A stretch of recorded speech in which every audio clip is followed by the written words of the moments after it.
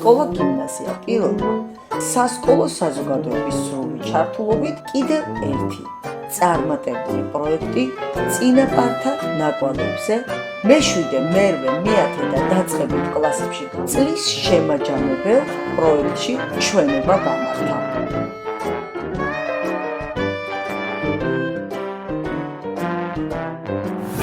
სკოლას ვალდებულება ყოველ წელს რაღაც პროექტი ეს განსაზღვრულია ეროვნულ სასწავლო გეგმით. ჩვენ არჩევანი შევარჩიეთ ესეთ თემაზე, პატრიოტულ თემებზე, რაც არის წინაპართა ნაკვალევი, ესე დავარქვით. და ეხლა რატო წინაპართა ნაკვალევი? რას ნიშნავს ეხლა ჩემო კარგებო, თქვენ პატარები ხართ? შემაჯამებელი პროექტის ორგანიზატორი და ასე ვთქვათ, შემფასებელი ქალბატონი მაკა ტუკვაძე გახდათ. საჩვენებელ ღია გაკვეთილს ასევე დაესწრო დირექცია და მოსწავლეების ის თაობა, რომლებიც განსაკუთრებული ჩართულობით გამოირჩეოდნენ პროექტებში. ეხლა რატო წინაპართა ნაკვალევზე და რატო ჩვენ პატარა ქვეყანა ვართ და ჩვენთვის ეს ჩვენი ისტორია ძალიან მნიშვნელოვანია. ჩვენი ისტორია არ არის ჩემო კარგებო მარტო წარსული, ეს არის აგრეთვე ჩვენი პასუხისმგებლობაც, რომ ჩვენ ამ ისტორიის მატარებელი ვართ და ამიტომ ყოველი ჩვენი ქმედება, თქვენთვის ეს ქმედება ამ ეტაპზე არის სწავლის პროცესი, არის ნამდვილად დიდი წარმატება.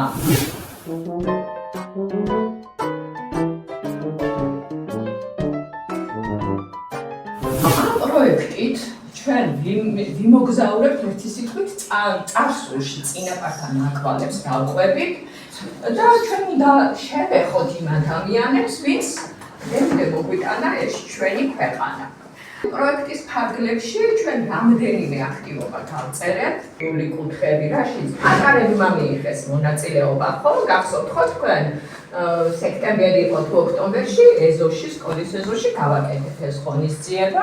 ჩვენ წარმომადგენლებს ფაილის კუთხეთა პირველ რიგში ძალიან სასიამოვნო საინტერესო ბავშვების და იმდენად საინტერესო, რომ თქვენდე ახსოვთ.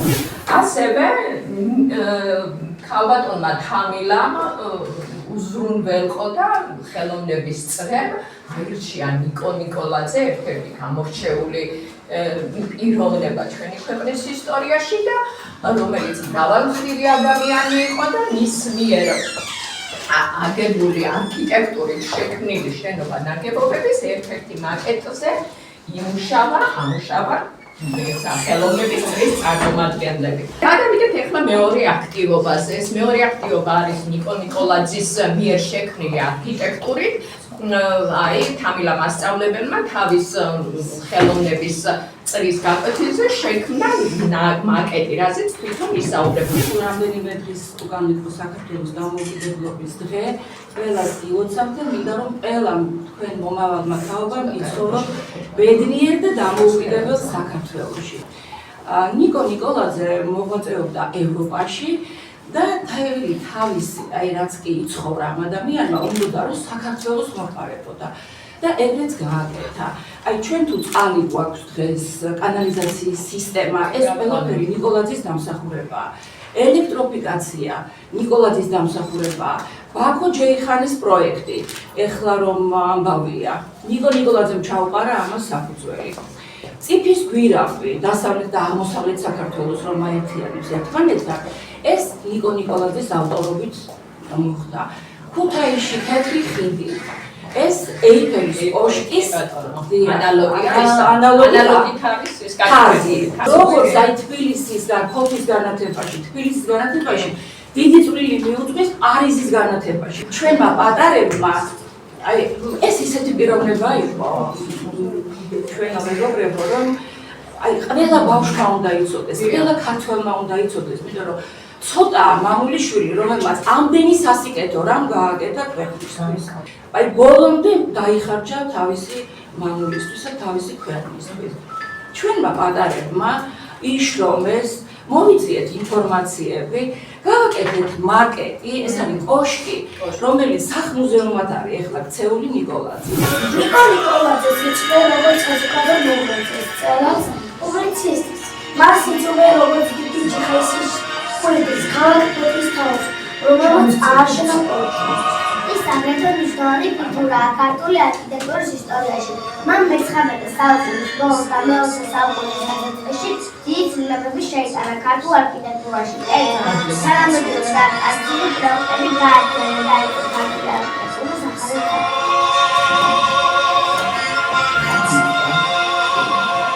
ნიკოლაძის პროექტის მიხედვით ფოთში დაიწყო ნაციონალური მშენებლობა, სადაც ნავსადგური დაუკავშირდა რკინის გზას. ეს ნავსადგური ერთ-ერთი საუკეთესო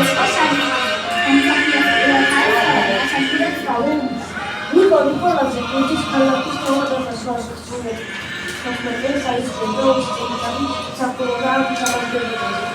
ფოთი მაშინ პატარა დასახლებას წარმოადგენდა და მან ის ევროპული ტიპის ქალაქად აღწევდა. ის 12 წელი აშენებდა პოლს. ნიკოლაძე კარგად იცოდა, რომ ფოთის მდებარეობა ჭაობიანი იყო და მდინარე რიონი ჩასაჯებირებს რათა ქალაქი მოსულიყო წყალდიდობისგან. მან დააგო ქოხები, დააკეთა ბულვარი, ქალაქის მოედანი, ტერიტორია, გარეგმა წაგრეკვა და მიუხედავად ცენტრალური რუსულების გამოყოფილების წერტილება ასეთ მაგალითად ფოთის ნიკოლაძე გახდა.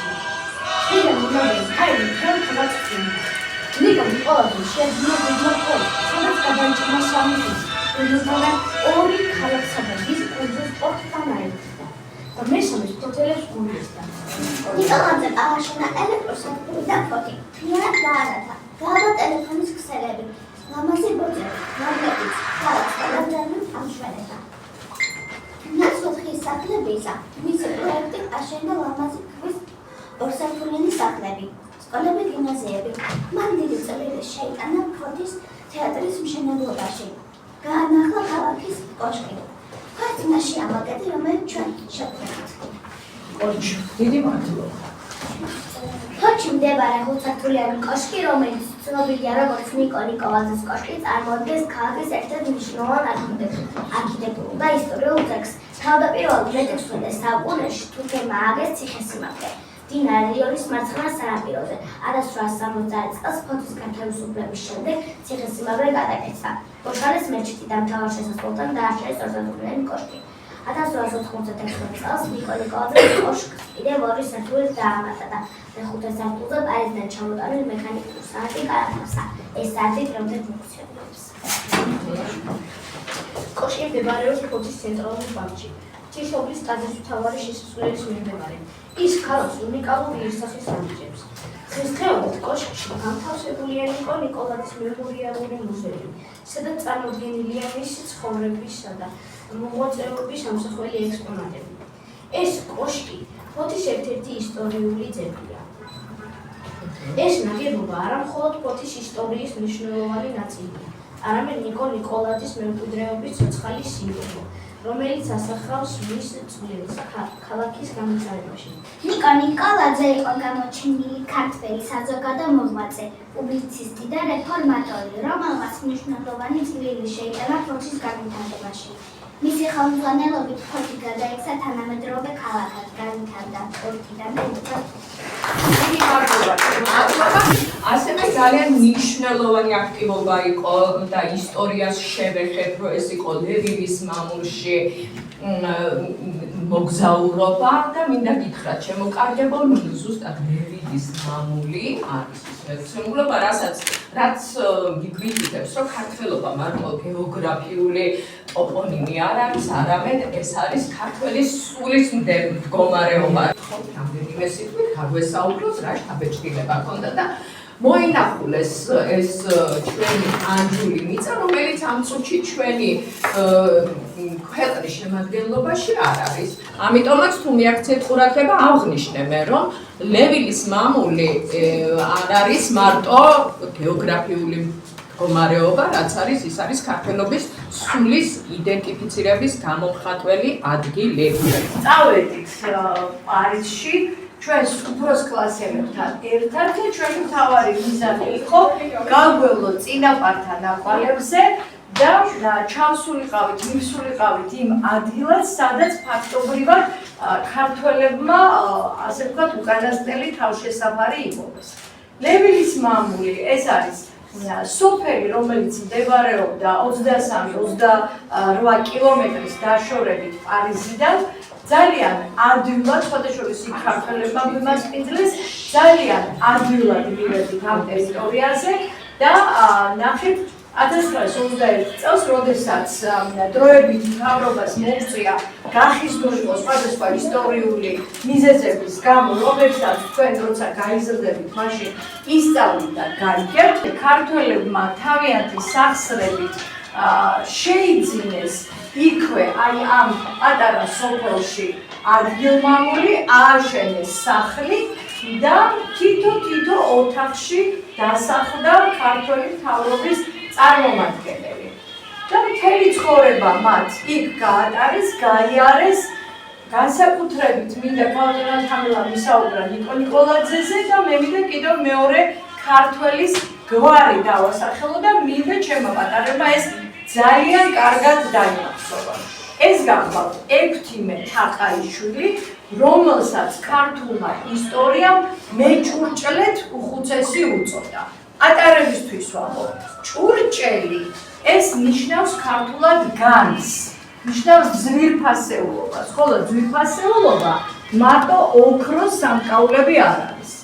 ეს არის ხატები, ეს არის წიგნები, რელიგიური ხასიათის იქნება თუ ეროვნული სხვა საერო ხასიათის. ანუ ექვთიმე თაყაიშვილმა შეძლო ქართული განძი გადაერჩინა. მე მინდა გითხრათ, აი ატარებს მინდა განსაკუთრებით უთხრა, როდესაც ექვთიმე თაყაიშვილი მოიწვიეს თბილისში პირველი უნივერსიტეტის გახსნაზე, იმდენად უჭირდა მას და იმდენად არ ქონდა ხელმოკლედ ცხოვრობდა, ანუ გაჭირვებით ცხოვრობდა, რომ შარვალი და პიჯაკიც კი არ ქონდა ღირებული მისთვის შესაფერისი, რომ იმით ჩამოეყვანა.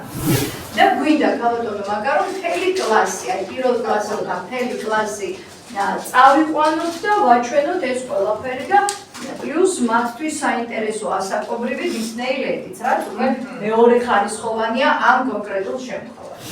ჩემთვის პირადად ძალიან ემოციური იყო, რადგან იმ მიწაზე ვიმყოფებოდი, სადაც ჩვენი წინაპრები ქართველებს მოუწიათ წასულიყვნენ და ზოგიერთი მათგანი იქ დარჩა, იქ არის დასაფლავებული, რომელთაც საფლავით ვიხილეთ. იმდენად ემოციური იყო ჩემთვის ის, რომ ჩვენი წინაპრების საცხოვრებელ მიწაზე ვიყავი, რომ თითქმის თავი სამშობლოში მეგონა. აი ეს იქ ყოფნის დროს, რაც საქართველოს ქონდა ნანატრი, იქ ყოფნის დროს თითქმის ცოტათი მაინც შევივსე ეს მონატრები შემოგვიყვება. კარგი და პრეზენტაციაც იქვე წარმოადგენს. ქართველი მხატვრები პარიზში, რომელიც აი როგორც ტელეხიდი ისე გვითოდა გაკეთება ჩვენი ლევიში სტუმრობის პერიოდში, მაგრამ რა ტექნიკურად ვერ მოხერხდა, თუმცა აქ წარადგინეს და შემდეგ წარმოგვიდგინა სოფომასწავლებელმა ეს პრეზენტაცია. მადლობა მინდა გითხრათ იმ შესაძლებლობისთვის, რომ სასკოლო შემაჯამებულ ღონისძიებაში მიმეყო მონაწილეობა. მე ძალიან ბედნიერი ვარ თითოეული პროექტით, რომელსაც ამ სკოლაში ახორციელებ. ერთად ნახევარია უკვე ამ სკოლის ნაწილი ვარ და შესავლის სახით საკმაოდ თითოეული სლაიდი მივუშველი იმ პრეზენტაციებს პროექტებს, რომელიც მე მაქვს გაკეთებული და ამოკვრივე ფოტოები, რომ გამიხსენებია, მაგრამ შეგვიძლია სლაიდები გადავიდეთ სწრაფად. ხო, მე ვეძებ მხატვრების პარიზში მხატვრები როა. მხოლოდ მხატვრები. აი ტელეხიდი. ტელეხიდი პარიზთან, აი ერთი ხო? აი ეს ჩვენ აქ ვიყავით, როდესაც პირდაპირ ჩავთავაზდა პარიზიდან და ჩვენ მოგვეცა შესაძლებლობა, რომ მოგვესმინა მოსწავლეების პრეზენტაციებისთვის, რომელიც უნდა იფაკეთებენ მოსწავლეები ლევიტის შესახებ, გონიკონის შემოქმედების შესახებ და ძალიან საინტერესო იყო, რა თქმა უნდა, ეს კი ბატონო. რაც შეეხება ახლა ესე იგი ჩემს პროექტს, რომელიც მე წავადგინე, ეს რა თქმა უნდა უკავშირდება წინაპართან ნაკვალებს და პარიზს. არის უკავშირდება ქართველი მხატვრები პარიზში, ასე დავახვით პროექტს და იმ ქართულ მხატვრებზე ვიმუშავეთ მათ შემოქმედებაზე, რომელიც უკავშირდება პარიზში, ესე იგი სწავლას, მათ ესე იგი მოღვაწეობას და მე-7 და მე-8 კლასის მოსწავლეები იყვნენ ჩართული უშუალოდ. თითოეული მოსწავლეს თავისი მიერ არჩეულიდან საინტერესო მხატვარი უნდა წარმოედგინა. კერძოდ ლადო გუდიაშვილის, დავით კაკაბაძის, ქეთევან მაღალაშვილის, ელენე ახვლედიანის, შალვა შემოქმედება. მაია ჩიტაშვილი, ელენა ბრაინდაშვილი, ანატაბადათო, მარიამ წიფარიშვილი, ანასტასია სუმბულაშვილი და თითოეულის პრეზენტაცია მაქვს ესე უფრო მხატვარზე. ეს ჩვენი მხატვარი ელენა წარმოადგინა შალვა კიკოძის შემოქმედებაზე. შალვა კიკოძის პარიზში მოღვაწეობის შესახებ ეს შალვა კიკოძის ნახატები არის, რომელიც ესეთი წარმოდგენილი იყო ელენას მიერ და საქართველოს პარიზში მოღვაწეობის დროს შექმნა ნახატებს. ელენე ახვლედიანის შესახებ ისაუბრა მაია ჩიტაშვილმა მეშვიდე კლასის მოსწავლეს და ძალიან კარგად წარმოადგინა მისი ბიოგრაფია, ასევე შემოქმედება პარიზში წლები და მისი რამდენიმე ნამუშევარი, შეგვიძლია გადავიდეთ რომ ნახოთ ელენე ახვლედიანის ეს კოლოროსის საფეხბურთო აკადემიისა აბოლდე ელენე ახვლედიანი ელენე ახვლედიანი ლადო გუდიაშვილის კანდიდატურა სხვატრები ყველა ერთად მოღვაწეობდნენ და ერთმანეთთან იყო დაკავშირებული რა თქმა უნდა. მეშვიდე კლასის მოსწავლეებმა უშუალოდ პროექტის მონაწილეებმა ძალიან მოწონა და კიდევ მინდა რომ ესეთი აქტიური დავარქვათ. მსგავსი აქტიური მას ძალიან სახალისო იყო ინფორმაციების სწავლა, ეს აწყობა, განათლება მოხდა მასწავლებელმა და მართლა ძალიან მომეწონა მთელი წლის განმავლობაში ამდენი პრეზენტაცია ქონდა, მაგერი წარმოდგენილი, ყველა სახალისო იყო, ყველა კარგი. პირველ რიგში რაც უნდა გავამოწმო იმაზე, რომ სანახაობრივად ძალიან ლამაზი იყო და თან შემეცნებითი იყო ეს ადგილი. ნახეთ ის ისტორიული ტაძრები, რომელიც სამწუხაროდ ამ დროისთვის ძალიან სუფთა მდგომარეობაში არის და არ გვეძლება შესაძლებლობა რომ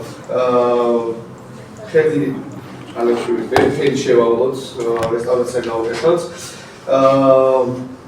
ასევე ძალიან ბევრი რამე გავიგეთ იმ ადგილების შესახებ, რომლებზეც ახალ ინფორმაცია ჯერჯერობით არ ქონდა და ამის შემდეგ შევიტყვეთ. რამდენიმე სიტყვით ჩემს ემოციას გაგიზიარებთ.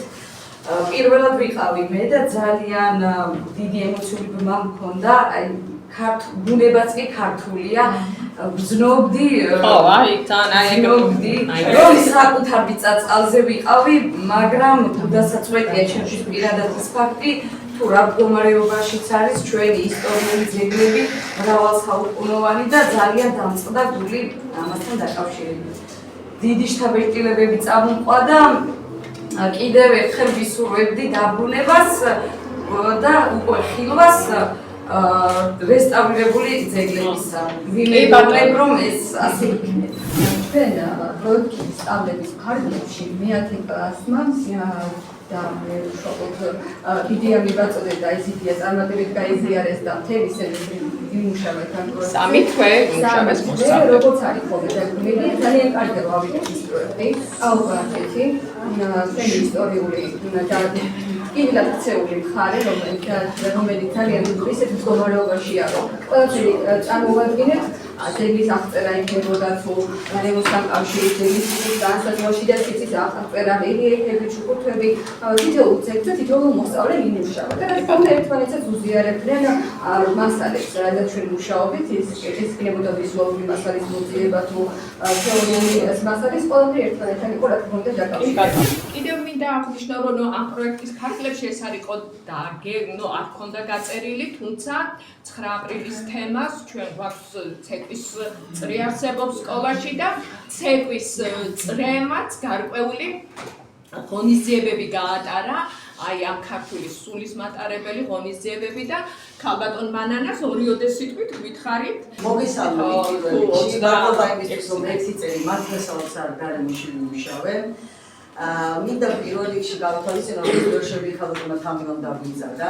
ხო, მადლობა ამისთვის მას და ბავშვებისთვის იყო ძალიან ემოციური და ჩემთვისაც რა თქმა უნდა, ჩვენ გვქონდა ჩანაფიქრი ესეთი, რომ პატარებთან სხვადასხვა ვისაუბრეთ 9 აპრილის თემასთან, დეტალებსაც კი ჩავუბრუნავდით, ძალიან კარგად ამეხმარა მე-9 კლასის ჯგუფი, რომელიც ჟურნალისტიკის წრესთან იყო დაკავშირებული. წავიკითხეთ ისტორიები, მოვიძიეთ წიგნი, რომელშიც ეწერა ის ადამიანები, რომლებიც დღემდე უნდა გვახსოვდეს და მე მგონია, რომ ბავშვებმა ემოციურად იმდენად კარგად კოსტუმირებული გავაკეთეთ ეს ღონისძიება. იხება და ჩანაფიქრი იყო ალბათ ხედავთ პატარები, აი ფერადი კომბინეზონებით ეს იყო თავისუფლების ამსახველი და ფერადი ხალისის მომტანი, აი ეს ხალისიანი დიახ, სიხარულით სავსე ფერადი მომავალი კვირდა საქართველოსთვის ეს იყო ჩანაფიქრი. აქ იყო ასევე კუთხეებიდან გამომდინარე აჭარულის კონცეპტებით იყვნენ ბავშვები წარმოდგენილი და ყველაზე მთავარი ქონდა ეს მუსიკაზე გაკეთებული პატარა კლიპი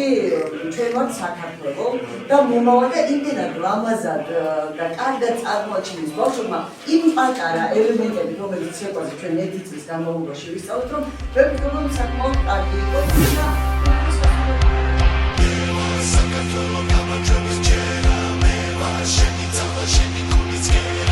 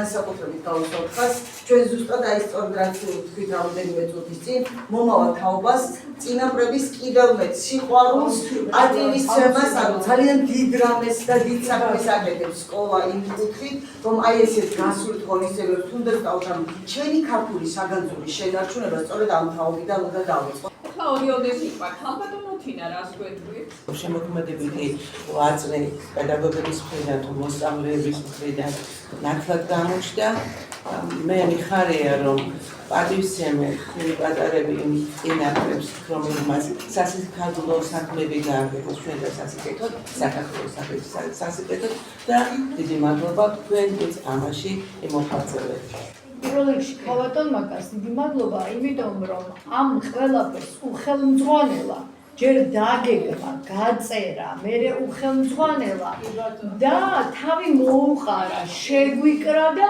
აი ასე ლამაზად წარმოგვიდგინა და ამიტომ თქვენ დიდი მადლობა რომ ამ ყველაფერს ჩაუდგეთ სათავეში. გაგვიძელით პატარა კოლეგებს რომ გვერდში ამოგვიდგნენ და ამ ყველაფერში, ამის განხორციელებაში ჩვენთან ერთად იყვნენ და ქალბატონ მაკას, რომელიც ფაქტობრივად სულის ჩამდგმელი იყო ამ ყველაფრის. ქალბატონ მანას, რომელიც კიდევ უფრო გაგვალამაზებს და ჩვენ პატარ-პატარა ხარვეზებს იქ რაღაცა თავისი ჯადოსნური ხევით რაღაცა სიმსიმ ეთქვის. ამისთვის დიდი მადლობა. პატარა აუდიტორიას, რომლებიც უნდა გაიზარდონ, თქვენთვის ყველაზე მნიშვნელოვანია ეს საკითხები. ისწავლონ და უფრო თამამად შეძლონ აუდიტორიის წინაშე გამოსვლა. საინტერესო იყო, მრავალფეროვანი იყო და იმის გათვალისწინებით რომ მე ჩემთვის ეს პატარები და ჩემი პირველი გამოცდილება იყო. და ყველანი ჩართულები ვიყავით, მოვიძიეთ სვანეთზე, ჩვენ წარმოვადგენთ სვანეთს. აბსოლუტურად მნიშვნელოვანი აქცია. და პატარებმა ძალიან შემიწყვეს ხელი და ვფიქრობ, რომ ძალიან დასამახსოვრებელი, საინტერესო და მრავალფეროვანი იყო და ვისურვებდი, რომ მომავალ წელსაც მსგავსი ღონისძიებები დაგიერთოს.